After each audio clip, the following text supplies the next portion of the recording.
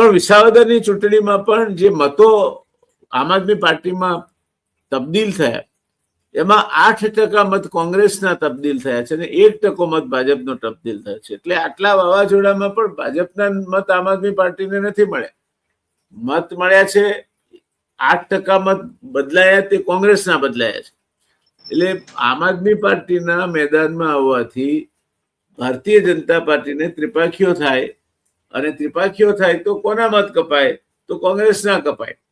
એટલે આમ આદમી પાર્ટી ભારતીય જનતા પાર્ટીને વધારે સીટો લાવવામાં અથવા અસદુદ્દીન ઓવૈસીની પાર્ટી જ્યાં લઘુમતીના મત કોંગ્રેસને મળવાના હોય તે કાપીને ભારતીય જનતા પાર્ટીને લીડ મેળવવામાં ઉપયોગી થશે.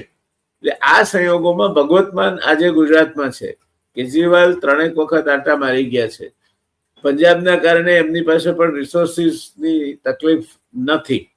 એવા સંયોગોમાં આમ આદમી પાર્ટી માટેનું જે ક્રિટિસિઝમ છે એના માટે જે એના ટીકાકારો એવું કહે છે કે આ ભારતીય જનતા પાર્ટીની બી ટીમ છે.